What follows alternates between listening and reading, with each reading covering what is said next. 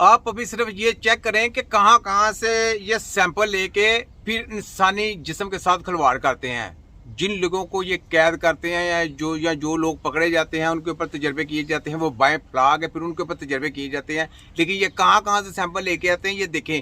कहते हैं कि नहीं वो कहीं जरासीम इधर यानी इंसानों में ना आ जाए, ये इंसानों में दाखिल करने के लिए वहाँ से जरासीम लेके आते हैं। कहते हैं ना आ जाए, यानी ना को हाँ में उल्ट करते हैं। तो ये सुने जरा कहाँ कहाँ से आते हैं कि इन्हें जो मिलेगा वो इनके होश उड़ा देगा। जब ये कई मील गहरी ड्रिलिंग मुकम्मल हुई और ड्रिल आखिरकार खोखली जगह पर पहुंची जहां से नीचे माया पानी की वो नदी बह रही थी, तो फिर उस सुराख से जदीद रोबोट्स नीचे भेजे गए जिन्होंने नीचे मौजूद पानी के सैंपल्स इकट्ठे किए। जब इन सैंपल्स और साथ ही साथ उन रोबोट्स की बनाई गई वीडियो फिल्म का तजिया किया गया तो साइंसदान हैरत के मारे जैसे गुंग हो गए। उस इलाके में जो बर्फ के मीलों मोटी तह के नीचे और करोड़ों सालों से बाकी पूरी दुनिया से अलग थलग मौजूद है, वहां पे साइंसदानों को एक नया और मुकम्मल जहान देखने को मिला। ये अंटार्कटिका की बात कर रहे हैं। अंटार्कटिका जहाँ पे बर्फ ही बर्फ है, वहाँ इंसान नाम की चीज कोई नहीं है। इंसान ही वहां पे रह सकते, वहां पे इतनी बर्फ है।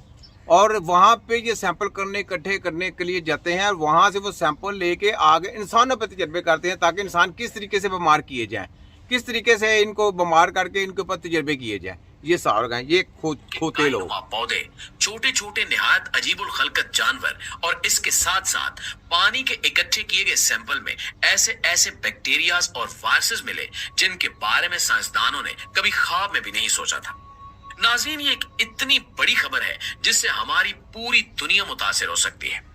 अगर खुदा न खास्ता ये वायरसेस और बैक्टीरियाज हम इंसानों के दरमियान आ जाएं तो न जाने हमारा क्या हाल करें, क्योंकि करोड़ों सालों के इस इर्तिकाई सफर में हमारा जिस्म इन वायरसेस के खिलाफ किसी भी किस्म की कोई कुव्वत मुदाफियत नहीं रखता।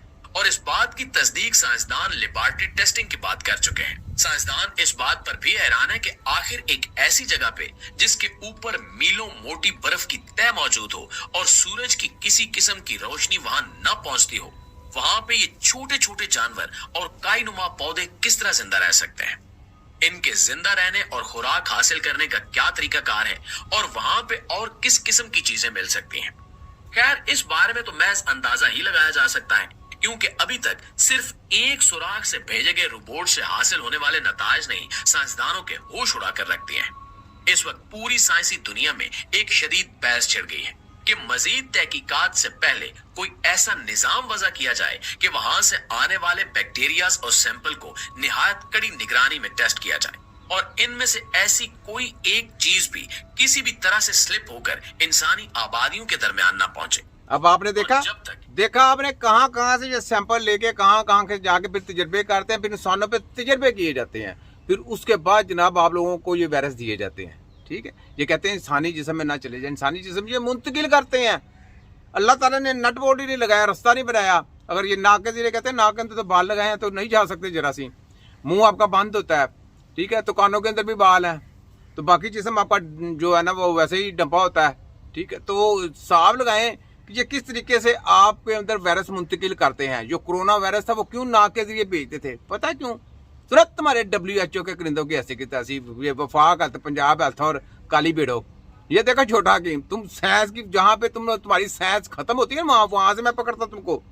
तो जनाब वहां से ये वायरस उठाते हैं, फिर इंसानों पे तजर्बा करके कभी नाक के जरिए भेजते हैं, कभी मुंह के अंदर करके गले में जाके भेजते हैं, क्योंकि वायरस भेजते हैं जाने की रास्ता यही है ना, नाक, मुंह, कान। ठीक है, और बाकी भी आपको एक दो जगह पे आपको पता रास्ते हैं वो जाने के लिए। तो ये वहीं से जनाब भेजते हैं आपको वायरस और आपके ऊपर तजर्बे किए जाते हैं। ये है मेडिकल माफिया, इसका नाम है माफिया। तो फिर आपको जनाब जब बीमार हो जाते हैं फिर उसके ऊपर तजर्बे करते हैं कि आपको कैसे सही किया जाए। सही नहीं होना, खराब कर देना। सही होने का इनके पास कोई भी इलाज नहीं है, याद किसी किस्म का कोई सही इलाज करने का तरीका नहीं है इनके पास, क्योंकि ये खोते, जाहल, कच्चे चच्चे शैतानियत की पैदावार है। तो इसलिए शैतानों के साथ जंग है, तो इससे बच जाए। आप मैं बार बार आपसे कहता हूं कि तिब्बे नबी के सेंटर खिलाएं और इनका तिया पंचा करवाएं। ठीक है, आगे सुने। तो ये देखा आपने किस तरीके से वायरस भेजते हैं। ये वायरस क्यों कहते थे? PCR टेस्ट बहुत जरूरी है, स्प्रे करके मास्क पहना बहुत जरूरी है, मास्क के ऊपर भी स्प्रे कर दिया। मुझे ये बताएं, जब सैंपल उसके ऊपर आप वो केमिकल उसके मास्क के ऊपर स्प्रे कर देंगे तो आपको वायरस तो चिमड़ेगा ना, क्योंकि ना के बार बार वो आप वही नाइट्रोजन आ रही है, वही आप ऑक्सीजन अंदर लेके जा रहे हैं, तो वो कैसे आपका क्या बोलता है कि सांस का जो दौरानी है वो सही हो सकता? नहीं हो सकता, क्योंकि आप अपनी सेहत के साथ खुद खिलवाड़ करते हैं इनके पीछे लग के। तो कभी भी मेडिकल जो आपको कहे, मेडिकल के मत बादल जाएं। जो आपको कहे कि सेहत के लिए, वो सेहत के लिए नहीं, वो सेहत को बिगाड़ने के लिए। क्योंकि जो जो चीजें इन्होंने आज तक यहाँ याद रखें, कोई भी सेहत के लिए काम हुई, जो कहते हैं ये ऑर्गेनिक चीजें बंद कर दें, ये केमिकल की फार्मेसियों की ये केमिकल खाएं, केमिकल बताते थे, कहते दवाई दवाई, ये भी बंडा हकीमों ने फोड़ा।